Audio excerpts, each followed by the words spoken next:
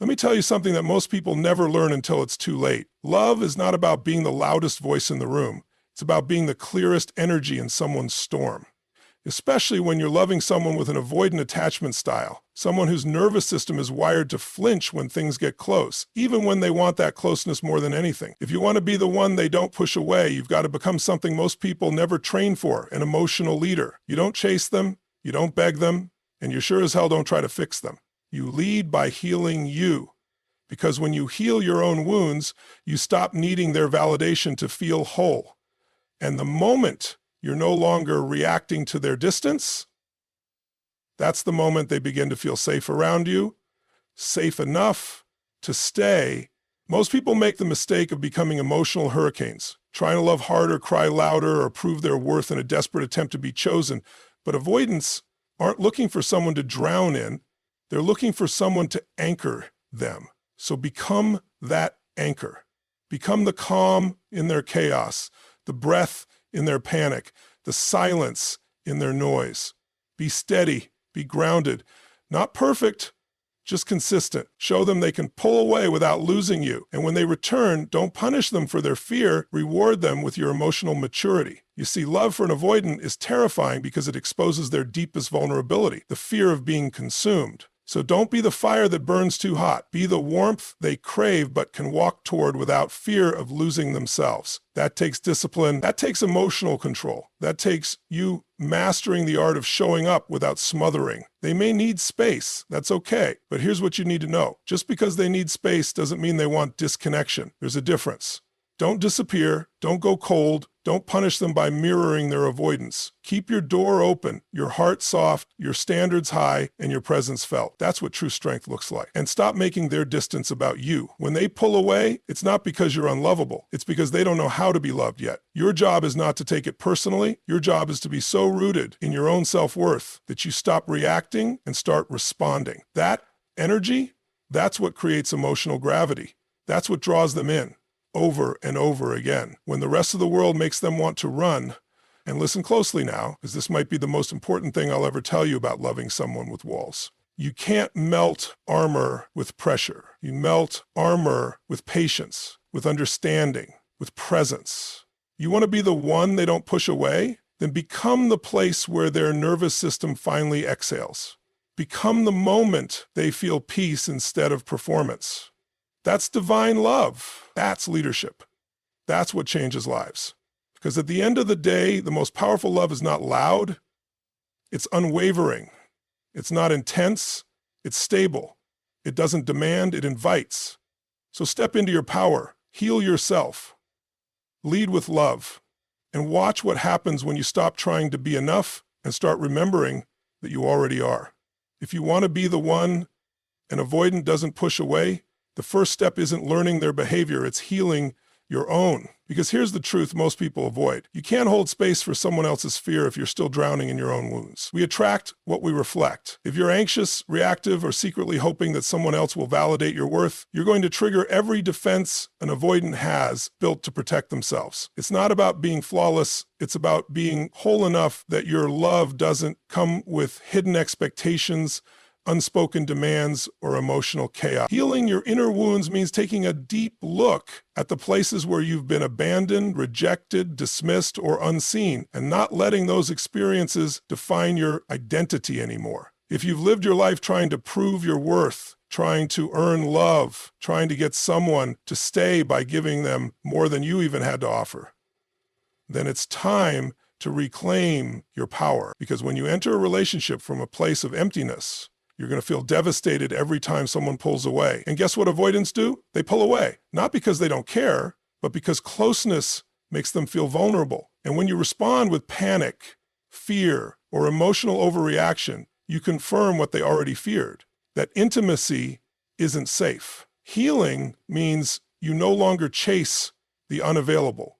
You recognize your patterns. You stop blaming the other person for triggering you, and you take responsibility for your emotional state. It means building a relationship with yourself so solid that you're no longer addicted to external validation. When you regulate your nervous system, when you become emotionally safe within yourself, you create a field around you that feels calm, stable, and trustworthy, and that's the energy an avoidant can begin to trust. This isn't about becoming passive, it's about becoming powerful. Powerful enough to love without needing to control. Powerful enough to stay open even when someone else shuts down. Powerful enough to know that their reaction doesn't determine your value. When you heal your inner wounds, you stop bleeding on people who didn't cut you. You stop projecting your fears onto someone who is already fighting their own. You stop trying to change them, fix them, or force them to become ready before they are. Instead, you hold your own line.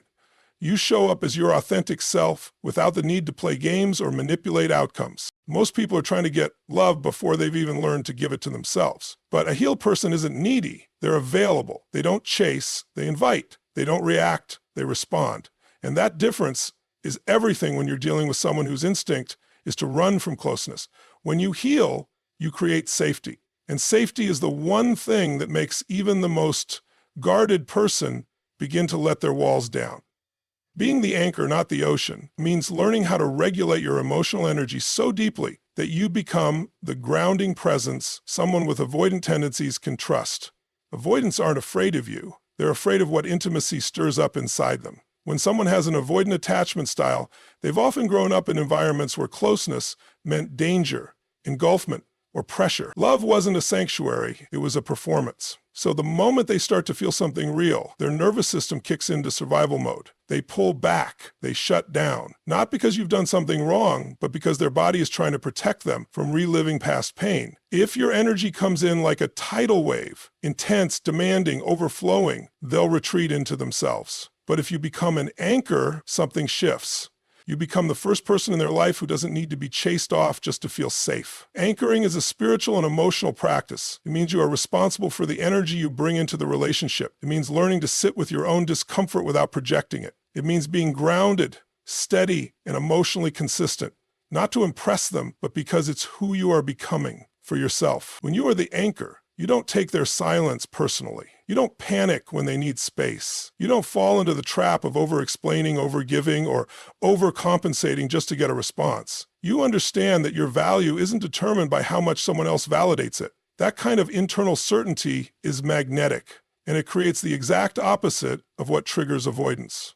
It creates safety. Being the anchor also means learning how to manage your own emotional waves. You can feel deeply, but you express it from a place of sovereignty. You can be vulnerable, but it's rooted in truth, not desperation. You can want connection, but you don't need to cling to it. Anchors don't drift with the tide, they hold fast. That kind of energy calms the nervous system of someone who is used to chaos or control. It allows them to slowly let their guard down because they're no longer bracing for emotional impact every time they get close. What most people do when an avoidant pulls away is become the ocean. They get louder, needier, more emotional. They demand answers. They create pressure. But love that heals doesn't come from pressure. It comes from presence, from the deep, unwavering presence of someone who knows who they are, someone who doesn't make other people responsible for their emotional state. That presence is felt. It's not about saying the perfect thing. It's about being the kind of person whose energy says, you don't have to hide anymore. I'm not here to drown you. I'm here to hold space, and I'm not going anywhere. That's what an anchor does. And when you learn how to be that anchor, even the most distant soul will begin to lean into the shore you've become. Respecting an avoidant's need for space without disappearing is a delicate dance between presence and patience, between emotional availability and emotional intelligence. Avoidants often need distance, not because they don't care, but because intimacy feels overwhelming. Their nervous system has learned to associate closeness with pressure or loss of autonomy. So when they ask for space, they're often trying to regulate their emotions and make sense of what they're feeling. The mistake most people make is thinking that space means rejection. And when you take it personally, you're likely to respond with withdrawal, silence, or passive-aggressive behavior, thinking it's a form of self-protection. But in reality, that reaction reinforces their fear that closeness comes with emotional punishment, emotional chaos, or pressure to perform. The power lies in learning how to give space in a way that doesn't feel like abandonment. It means you don't try to control the outcome, but you also don't vanish. You stay energetically connected even when physical or emotional distance is present. Maybe it's a short text that says, I'm here when you're ready, or simply continuing to live your life with dignity, showing that you're not defined by someone else's availability. Is energy calm, respectful, steady, builds trust. It shows that you're not emotionally reactive. It communicates that love doesn't mean suffocation and connection doesn't require control. And that's exactly what begins to soften their resistance to intimacy. Consistency becomes your superpower, not constant communication, consistent energy. It's not about checking in every hour or chasing them down to talk. It's about holding a peaceful, open-hearted stance while giving them the time and space they need. Avoidants tend to open up when they don't feel trapped, and they begin to trust when they realize you're not trying to override their boundaries. The more safe, consistent, and grounded your presence is, the more likely they are to begin returning to you on their own terms. And when they do, the key is not to punish them or make them wrong for needing that time. What's most challenging is doing this from a place of inner stability. You have to regulate your own anxiety, your own attachment triggers, your own need for reassurance. That's the deep work. That's where your strength is forged. When you learn how to hold your own center in the middle of uncertainty, you step into emotional leadership. You no longer chase love or beg for attention. You allow love to grow at the pace of safety. So when they pull away, you don't collapse. You don't go cold. You stay warm, but unattached. Available, but not needy. This is how you create emotional gravity, the kind that draws them back without pressure or pursuit. When you master this balance, you show them a new blueprint for love, one where connection doesn't mean losing control and where distance doesn't mean abandonment. You become the one person who can hold both closeness and space without fear, and that changes everything. One of the most liberating things you can do in a relationship with an avoidant is to stop taking their distance personally. This is where transformation begins, not just for the relationship, but for your own emotional freedom. When someone with an avoidant attachment style pulls away, it's rarely about you. It's about them.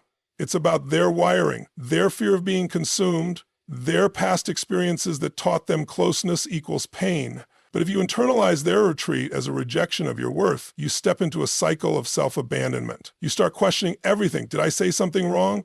Am I not enough? Why are they pulling away when things were going well? That inner spiral doesn't just damage your peace, it pushes them further away. Because now your energy is no longer grounded. It becomes about needing them to fix the discomfort inside you. And avoidants don't move toward neediness, they retreat from it. The moment you stop personalizing their behavior, you reclaim your power. You stop chasing clarity from someone who may not even have clarity within themselves. You stop trying to solve the mystery of their silence and start anchoring into your own emotional wisdom. This shift is not about becoming indifferent. It's about becoming self-aware. You recognize that their distance is their coping mechanism, their way of creating safety in a world that has felt emotionally unpredictable. You don't make it about your inadequacy. You make it about their history, their wounds, and their need to feel control when emotions rise. When you no longer interpret their withdrawal as a reflection of your value, something powerful happens. Your energy changes. You stop being reactive, you stop tiptoeing, you stop bending over backwards to keep the connection alive, and instead you begin to show up from a place of emotional sovereignty. That energy is healing. It creates space for the avoidant to experience a new kind of connection, one where they are not blamed, not guilted, not pursued in panic, one where they are simply allowed to be without pressure or performance. Taking nothing personally doesn't mean you tolerate being mistreated. It means you interpret things through a lens of clarity, not woundedness. You can still hold standards, you can still communicate your needs, but you do it without emotional collapse. You do it from a place of grounded truth. And that difference is everything, because avoidants don't respond well to emotional volatility. They've often experienced relationships where emotions were used as weapons, where closeness came with chaos. If you show them something different, if you stay steady even in uncertainty, they begin to feel something unfamiliar, trust. So the next time they pull away, pause, breathe. Don't make it about you. Don't go into fixing mode. Don't chase. Just return to your center. Remind yourself of who you are. The more you practice this, the more you embody emotional leadership, and that more than anything, is what invites a guarded heart to open. Leading with vulnerability, not victimhood, is one of the most courageous and transformative things you can do in any relationship, especially with someone who has avoidant tendencies. Vulnerability is often misunderstood. People think it means exposing all your wounds, confessing every insecurity, or breaking down in front of someone to prove your love. But true vulnerability doesn't beg, it doesn't demand, it doesn't collapse under pressure. Real vulnerability is strength in its purest form. It's the willingness to be open, even when there's no guarantee of being met the way you hope. It's speaking your truth without blaming. It's sharing your heart without trying to manipulate the outcome. It's standing emotionally naked and saying, "This is where I am. I'm not asking you to fix it just to see me." Avoidants are hyper-attuned to pressure. They can sense when emotions come with an agenda. If your vulnerability is actually a disguise for trying to get them to act, to chase, to rescue, they'll feel it, they'll back off. Because to them, emotional expression wrapped in neediness or guilt doesn't feel like intimacy. It feels like entrapment. That's why victimhood never works in these dynamics. When you express pain with the energy of blame, you never show up. You always run.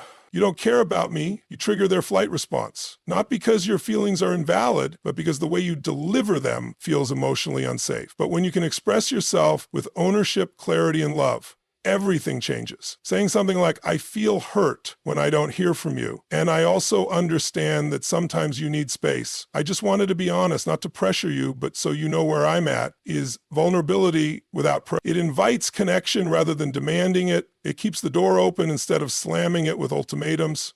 That's the kind of emotional transparency that an avoidant can actually digest, because it doesn't threaten their autonomy. It respects their nervous system while still honoring your truth. Leading with vulnerability also means being rooted enough in your own emotional landscape that you're not afraid of silence or distance. You trust that your truth matters, even if it's not instantly validated. You release the need for immediate resolution and allow space for processing. That patience, that emotional maturity is magnetic. It creates a safe emotional environment that many avoidants have never known. Over time, they start to associate closeness not with pressure or punishment, but with peace and acceptance. This approach doesn't just serve the relationship, it transforms you. It teaches you that vulnerability isn't weakness, it's power. That emotional honesty isn't about control, it's about liberation. And that expressing your needs without collapsing into victimhood is one of the most attractive, grounding things you can do. When you lead from that space, you stop trying to earn love and start embodying it. You become the safe space they didn't know they were searching for, and the one they don't feel the need to run from.